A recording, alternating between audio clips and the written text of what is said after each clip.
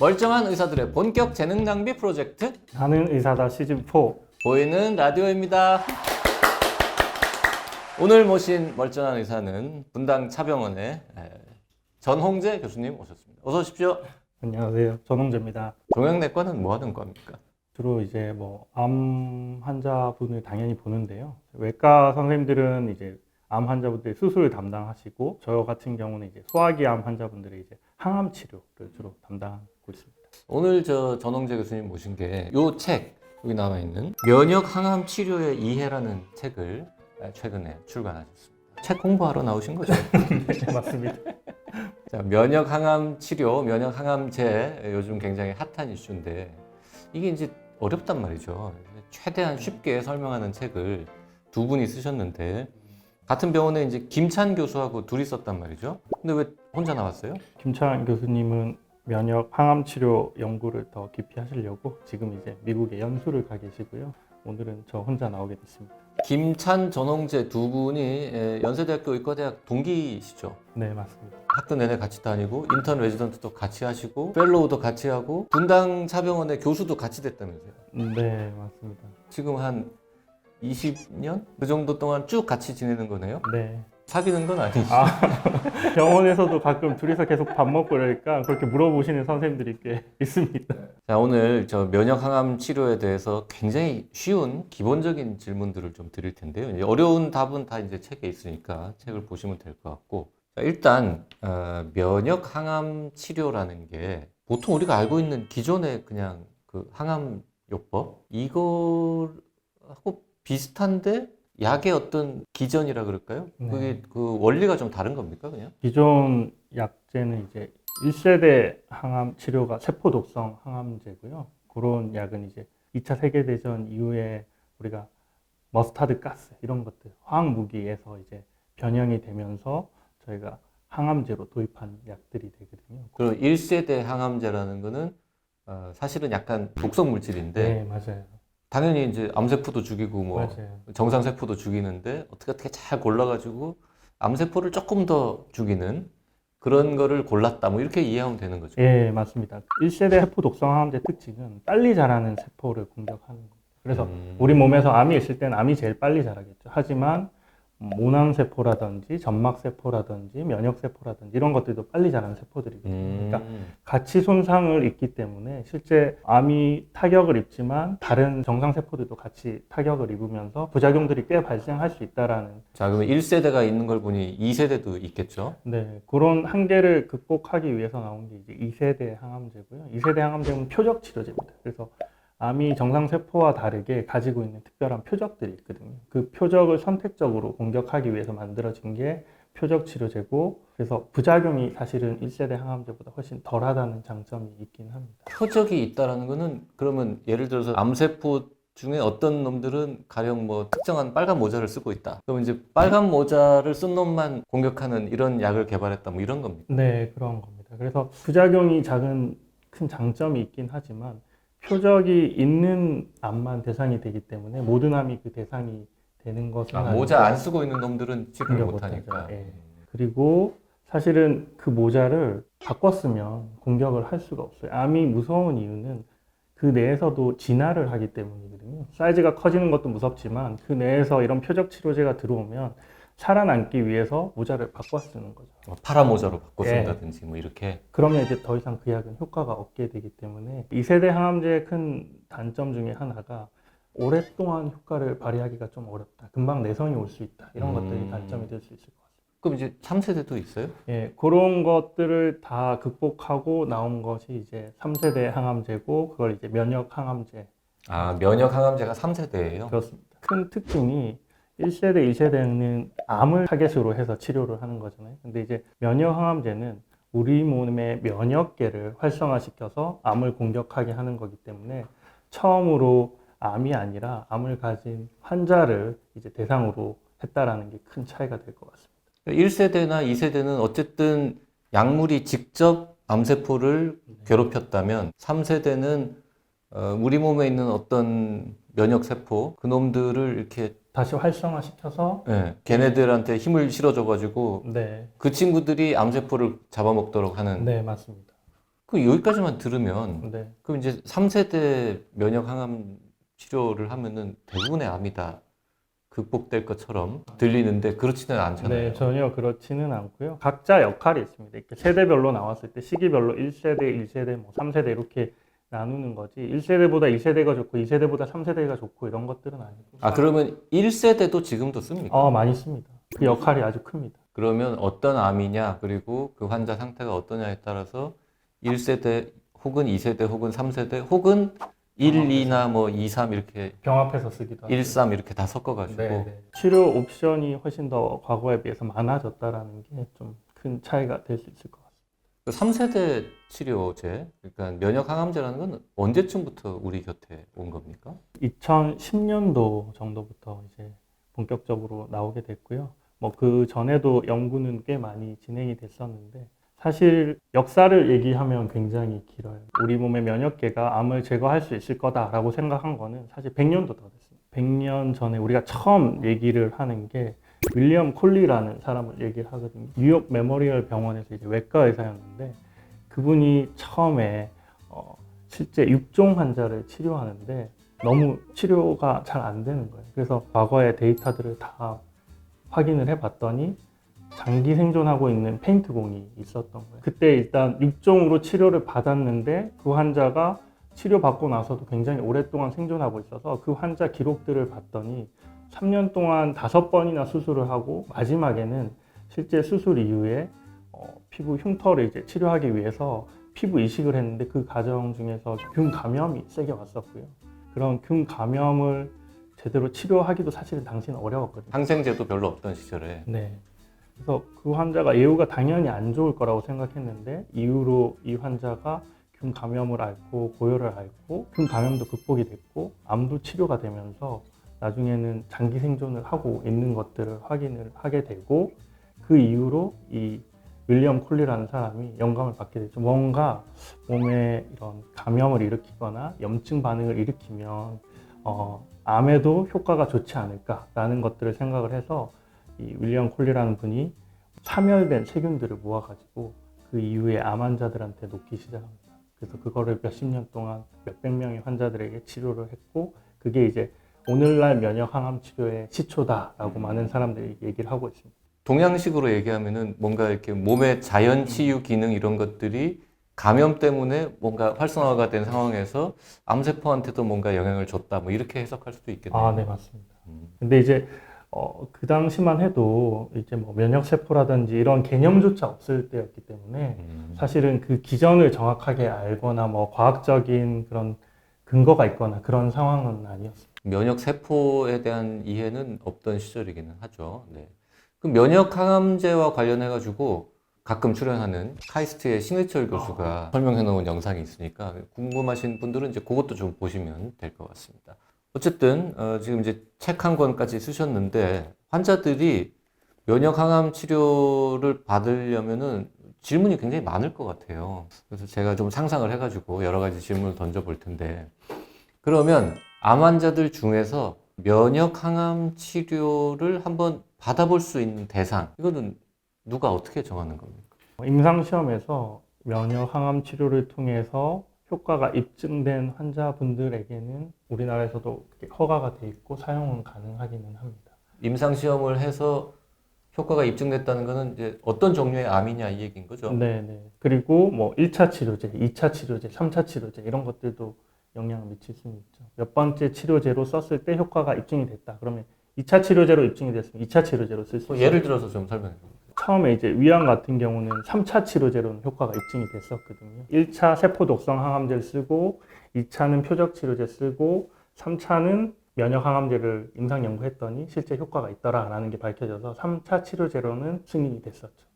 그분들한테 1차나 2차로 써보지는 않았어요? 그게 허가가 안 됐기 때문에 사실은 사용이 어려웠고요. 근데 이제 제일 최근에는 위암도 이제 1차 세포 독성 항암제랑 같이 붙여서 했더니 더 좋다라는 데이터들이 나와서 지금은 또 1차 치료제로도 같이 쓸 수는 있습니다. 그러니까 1차 때 쓰거나 2차 때 쓰면은 효과가 없다는 게 아니라 데이터가 아직 없어서 그렇죠. 효과가 아. 입증된 치료만 저희가 할 수 있지. 현재 확인된 거는 위암 같은 경우에는 1차, 2차 마친 단독 분들한테 치료로는 3차 치료제로 쓸 수 있고 3차로 예, 처음부터 쓰고 싶으면 세포 독성 항암제와 같이 이제 13 붙여서 네. 다른 암종의 경우에는요? 간암 같은 경우는 지금 원래 표적 치료제가 10년 이상 동안 표준 치료였거든요. 1차 치료제로서. 근데 이제 최근에는 면역 항암제와 그리고 표적 항암제를 같이 붙여서 썼더니 월등히 좋은 효과를 보여가지고 처음부터 이제 같이 쓸 수가 있게 됐고요. 또 다른 암들 뭐 대표적인 건 뭐 있어요? 폐암 같은 경우도 처음부터도 뭐 같이 쓸 수도 있고 세포 독성 항암제와 아니면 반응이 좋을 걸로 예상되는 환자들은 단독으로도 쓸 수 있고 뭐 그런 상황입니다. 그러면 이제 암은 되게 많잖아요. 네, 뭐 네. 유방암, 뭐 자궁경부암, 뭐 뇌종양도 있고 많이 있는데 그들 중에서 대부분의 암들이 면역 항암 치료의 대상이 됩니까? 아니면 아주 일부만 돼요? 이게 좀 특징적인 게 면역 항암제는 우리 몸의 면역을 활성화시켜서 치료하는 보편적인 작용이잖아요. 그래서 기존에는 위암약 따로, 폐암약 따로, 유방암약 따로가 있었거든요. 근데 지금 이 면역 항암제는 굉장히 여러 암들에서 브로드하게 작용을 할 수 있다는 게 특징이긴 합니다. 단독 치료제로서. 근데 이제 이렇게 얘기를 하면 오해하시는 분들이 많아요. 굉장히 많은 암종에서 다 효과가 있으니까 모든 암에서 많은 환자분들이 다 효과 있는 거 아니냐. 그렇게 하는 거는 맞지 않은 얘기고요. 여러 암에 효과 있는데 각 암종별로 일부 환자들에서 이 면역 항암제 효과를 많이 볼 수가 있습니다. 일부라는 게 예를 들어서 환자가 100명 있으면 그 중에서 이 면역 항암 치료의 효과를 볼 사람인지 아닐 사람인지를 미리 알 수 있어요? 미리 알려고 하는 게 지금 제일 핫한 연구 분야 중에 하나고요. 이게 워낙 고가고 그리고 하나의 치료 기회인데 이 기회에 또 다른 치료를 하면 다른 환자분들은 더 도움을 받을 수도 있으니까 미리 알 수 있으면 굉장히 좋죠. 근데 아직까지는 그게 명확한 바이오마커가 다 나오지는 않은 상황이고 몇 가지 그런 효과들을 조금 유추할 수 있는 마커들은 나와 있는 상황입니다. 지금 미리 이 환자가 어떤 약제에 반응할지를 알아보기 위한 연구가 한창이다라고 했는데 그게 이제 흔히 말하는 정밀의학 뭐 이런 거랑 관련된 예, 거죠. 맞습니다. 그래서 아까 말씀드린 거에서 이어서 말씀드리면 굉장히 여러 암에서 효과를 보고 있어요. 근데 해보면 반응성이 좋은 폐암 같은 경우는 뭐 30%까지도 올라가기도 하고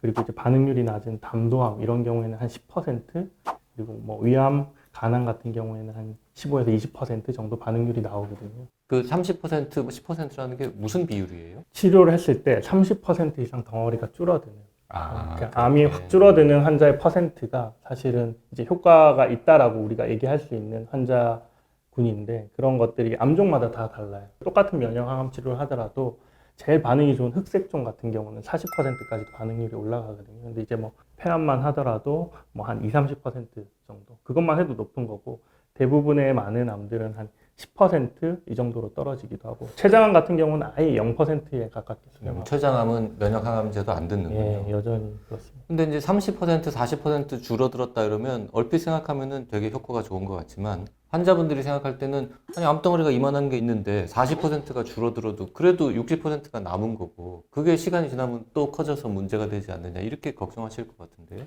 이게 30% 이상이거든요. 그러니까 30% 이상 줄어서 완전히 없어진 환자들까지 포함해서 그게 이제 반응이 있는 환자라고 우리가 일반적으로 얘기를 하고요.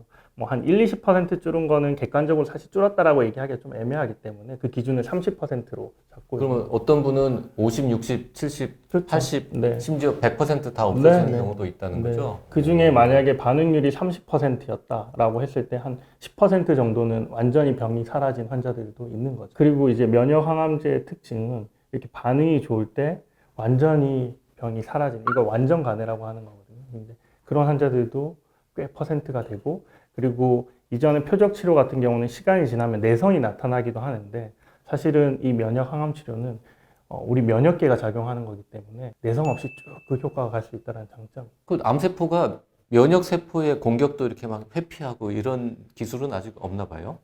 면역계를 상대하는 거기 때문에 사실은 그런 내성이라든지 이런 것들이 확실히 덜한 것으로 알려져 있습니다. 그래서 장기 생존 그리고 장기적인 효과 이런 면에서는 면역 항암 치료가 굉장히 큰 이득이 있죠. 면역 항암 치료가 처음 이제 시작된 게 벌써 한 10년 넘었는데 그럼 그 사이에 여러 회사들이 계속 새로운 또 약품을 내놨을 거 아니에요?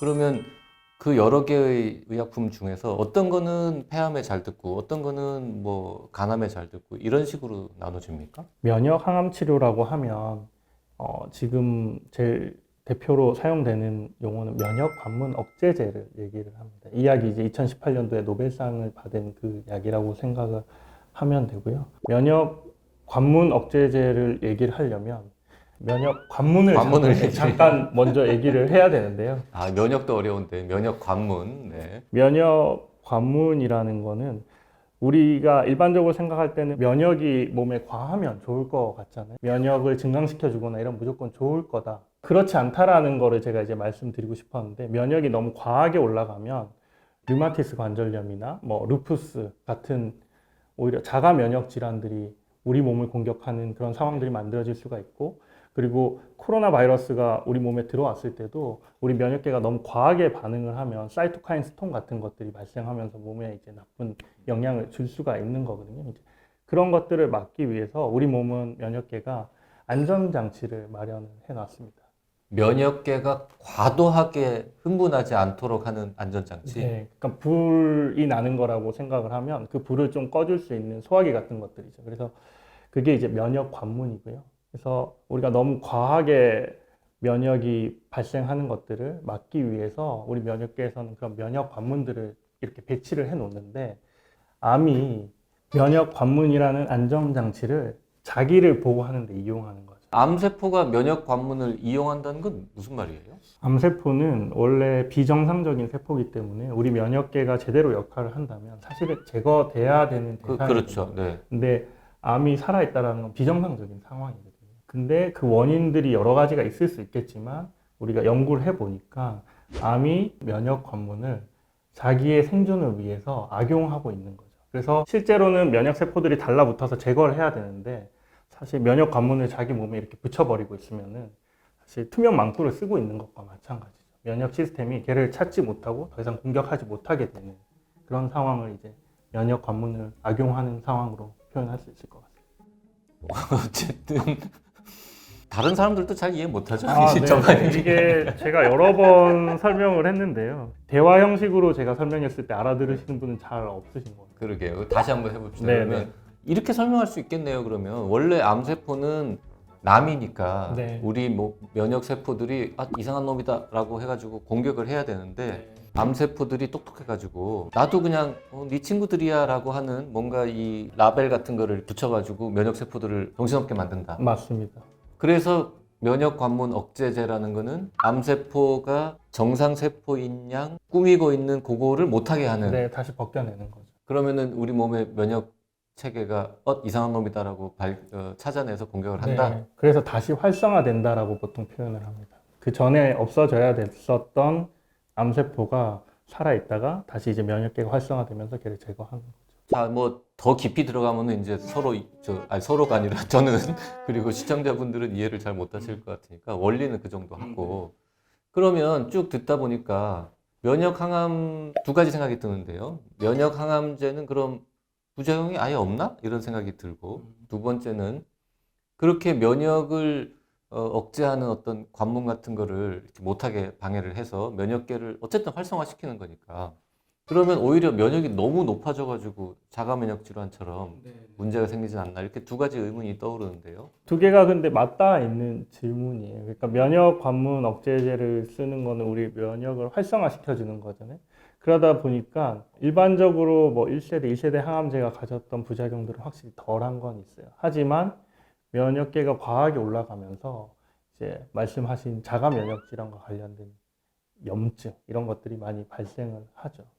근데 이제 전체적인 퍼센트로 봤을 때는 한 10% 정도? 부작용의 총량은 확실히 적은데 네. 자세히 뜯어보면 1세대, 2세대의 부작용은 사실 별로 없고 3세대만의 네. 기존의 이 맞습니다. 특이한 다른 종류의 부작용이 있다, 이렇게 볼 수 있겠네요. 네, 맞습니다. 그래서 그러면 머리카락 안 빠집니까? 머리카락 빠지거나 이런 거는 확실히 덜하고요. 구토하고 이런 거는요? 그런 것들도 덜하죠. 그러면 1, 2세대에는 잘 없는 부작용인데 3세대 면역 항암제에 대한 부작용은 뭐가 있습니까? 그러니까 면역 작용이 가장 많이 일어나는 게 이제 피부 이런 데 이제 발진이 생긴다든지 가려움증이 생긴다든지 뭐 이런 것들이 있을 수가 있고, 장염이라든지 이런 것들도 면역 받은 거 관련해서 생길 수도 있고요. 또 하나 이제 좀 특징적인 게 이게 사실은 자가 면역 질환의 연장선으로 생각할 수 있는데 우리 몸에 있는 면역계들이 좀 과하게 발현이 되면서 실제 뭐 내분비 작용을 하는 장기들을 공격을 해서 걔네들이 좀 손상을 받거나 이런 부작용들이 나타날 수 있습니다. 내분비 작용을 하는 장기라면 갑상선이라든지 뭐 부신피질 호르몬을 발생하는 그러니까 부신이라든지. 전체적으로 몸의 호르몬 균형이 깨진다는 네네 의미죠. 그런 것들이 올 수가 있습니다.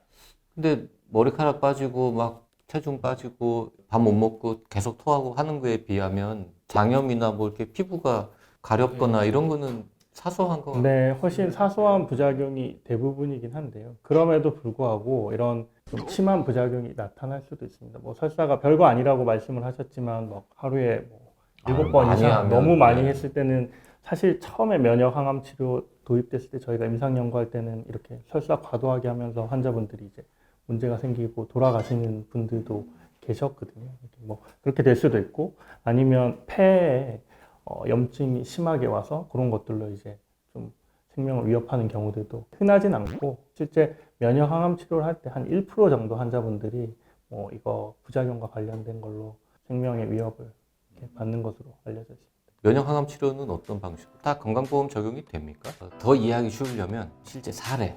제 환자분들 중에 지금